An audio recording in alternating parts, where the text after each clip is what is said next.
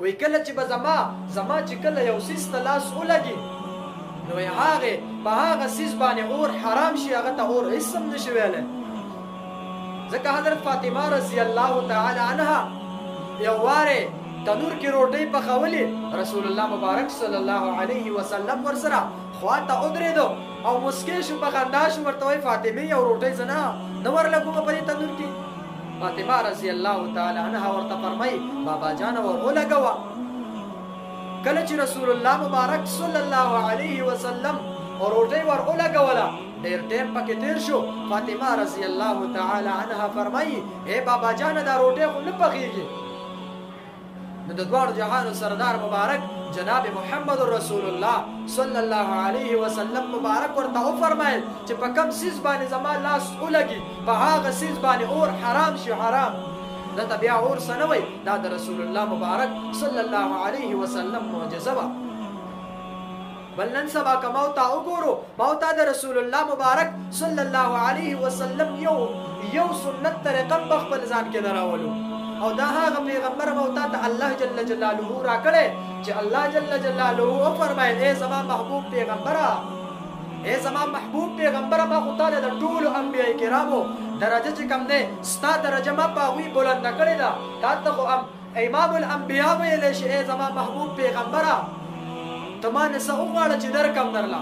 700 بار د الله جل جلاله 700 بار الله جل جلاله عرض کوي ای زما محبوبه څه وغواړه چې درکم درله 700 بار ورته زمونږه د دواړو جهانو سردار مبارک جناب محمد رسول الله صلی الله علیه وسلم مبارک ورته 700 بار دا یو جواب کوي یا الله پاکه زما د امت بخشش وکړي نن سبا امت په کومه روان دی یوه طریقې د هغې هغه په زندګۍ کې نه ده راوستې سنت مبارک ګیره مبارکه چې کوم دی دا د رسول الله مبارک صلی الله علیه وسلم سنت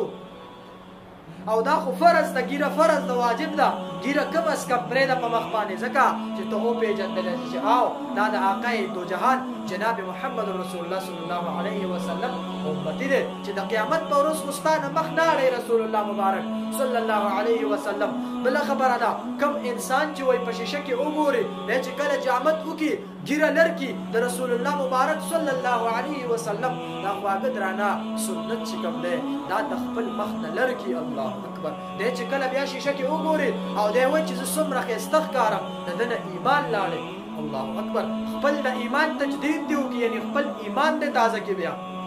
کم از کم د رسول الله مبارک صلی الله علیه وسلم هر طریقه دا په خپله زندګۍ کې راولې ځکه موږ ته خو رسول الله جل جلاله داسې پیغمبر راکړی و زار شم د رسول الله مبارک صلی الله علیه وسلم نه چې الله جل جلاله ورته فرمایي ای زما محبوبه څه وغواړه چې درله درکړم 700 بار الله جل جلاله زمون پیغمبر جناب محمد رسول الله صلی الله علیه وسلم ته فرمایي ای زما محبوبه څه وغواړه چې درکړم درله